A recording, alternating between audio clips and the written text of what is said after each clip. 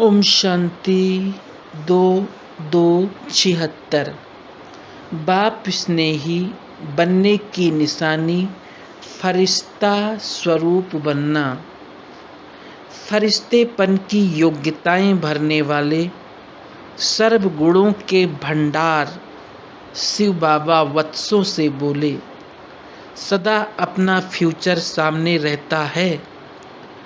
जितना निमित्त बनी हुई आत्माएं अपने फ्यूचर को सदा सामने रखेंगी, उतना अन्य आत्माओं को भी अपना फ्यूचर बनाने की प्रेरणा दे सकेंगी। अपना फ्यूचर स्पष्ट नहीं तो दूसरों को भी स्पष्ट बनाने का रास्ता नहीं बता सकेंगी।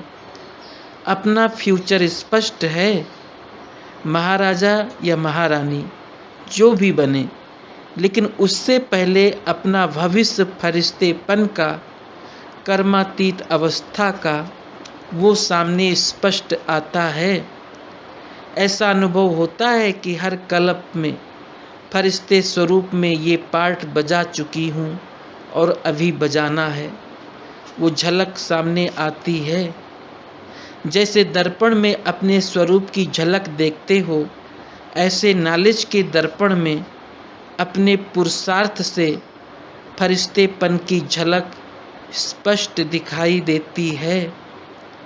जब तक फरिश्तेपन की झलक स्पष्ट दिखाई नहीं देगी, तब तक भविष्य भी स्पष्ट नहीं होगा। ये संकल्प आता ही रहेगा कि शायद मैं ये बनूं या वो बनूं, लेकिन फरिश्तेपन की झलक स्पष्ट दिखाई देगी तो वो भी स्पष्ट दिखाई देगी। तो वो दिखाई देता है या अभी घूंघट में है। जैसे चित्र का अनावरण कराते हो तो अपने फरिश्ते स्वरूप का अनावरण कब करेंगे? आप ही करेंगे या चीफ गेस्ट को बुलाएंगे? ये पुरुषार्थ की कमजोरी का पर्दा हटाओ तो स्पष्ट फरिश्ता रूप हो जाएगा। अभी तो चलते फिरते ऐसे अनुभव होना चाहिए जैसे साकार को देखा। चलते फिरते या तो फरिश्ते रूप का या भविष्य रूप का अनुभव होता था, तभी तो औरों को भी अनुभव होता था। मैं टीचर हूँ, मैं सेवाधारी हूँ। ये तो जैसा समय वैसा स्वरूप हो जाता है। अब स्वयं को फरिश्ते रूप में अनुभव करो तो साक्षात्कार होगा। साक्षात्कार का रूप कौन सा है? साक्षात फरिश्ता रूप बनना। चलते फिरते फरिश्ता स्वरूप। अगर साक्षात फरिश्ते नहीं बनेंगे तो साक्षात्कार कैसे करा सकेंगे? तो टीचर्स के लिए अब विशेष पुरुषार्थ कौन सा है? यही है कि फरिश्ता इस साकार सृष्टि पर आया हूँ। सेवा अर्थ। फरिश्ते प्रकट होते हैं फिर समा जाते हैं। फरिश्ते सदा इस साकारी सृष्टि पर ठहरते नहीं, कर्म किया और गायब। तो जब ऐसे फरिश्ते होंगे तो इस देह और देह के संबंध वह पुरानी दुनिया में पांव नहीं टिका सकेंगे। जब कहते हो कि हम बाप के स्नेही हैं, तो बाप सूक्ष्म वतनवासी और आप सारा दिन स्थूल वतनवासी, तो स्नेही कैसे? तो सूक्ष्म वतनवासी फरिश्ते बनो। सर्व आकर्षणों या लगावों के रिश्ते और रास्ते बंद करो तो कहेंगे बाप स्नेही हो। यहाँ होते हुए भी जैसे कि नहीं है। ये है लास्ट स्टेज। विशेष सेवार्थ निमित्त हो तो पुरुषार्थ में भी विशेष होना चाहिए। जब दूसरों को चलते फिरते ये अनुभव होगा कि आप लोग फरिश्ते हैं, तो दूसरे भी प्रेरणा ले सकेंगे। अगर साकार सृष्टि की स्मृति से परे हो जाओ तो जो छोटी छोटी बातों में टाइम वेस्ट करते हो वो नहीं होगा। तो अब हाई जंप लगाओ। साकार सृष्टि से एकदम फरिश्तों की दुनिया में व फरिश्ता स्वरूप, इसको कहते हैं हाई जंप। तो छोटी छोटी बातें शोभेगी नहीं।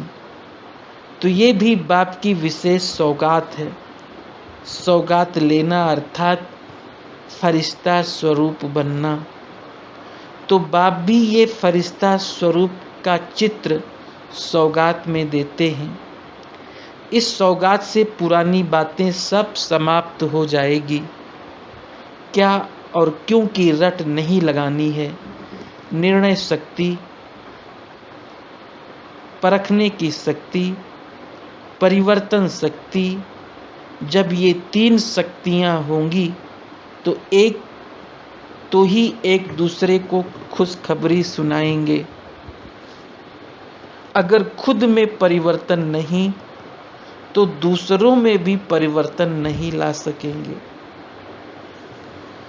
अच्छा, परिवर्तन शक्ति वाला ही सफल। प्रश्न, किसी भी प्लान को प्रैक्टिकल में लाने के लिए विशेष कौन सी शक्ति की आवश्यकता होती है। उत्तर, परिवर्तन करने की शक्ति। जब तक परिवर्तन करने की शक्ति नहीं होगी तब तक निर्णय को भी प्रैक्टिकल में नहीं ला सकते, क्योंकि हर स्थान पर, हर स्थिति में, चाहे स्वयं के प्रति व सेवा के प्रति हो, परिवर्तन जरूर करना पड़ता है। जैसे सफलता मूर्त बनने के लिए संस्कार व स्वभाव परिवर्तन करना पड़ता है, वैसे ही सेवा में अपने विचारों को कहीं न कहीं परिवर्तन करना पड़ता है। परिवर्तन शक्ति वाला कैसी भी परिस्थिति में सफल हो जाता है, क्योंकि वो बहुरूपी होता है। प्लान को सेवा में लाएंगे और पॉइंट्स को प्रैक्टिकल जीवन में लाएंगे तो दोनों के लिए परिवर्तन करने की शक्ति चाहिए। नॉलेजफुल होने के नाते ये तो निर्णय कर लेते हो कि ये होना चाहिए, लेकिन परिवर्तन नहीं होता है।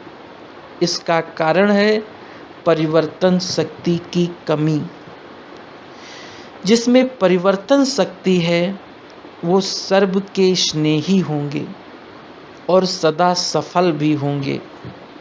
संकल्प में दृढ़ता लाने से प्रत्यक्ष फल निकल आता है। परिवर्तन करके सफल बनना ही है, यह है दृढ़ संकल्प।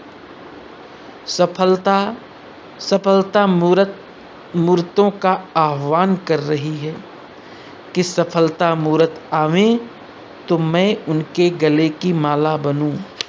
अच्छा, ओम शांति।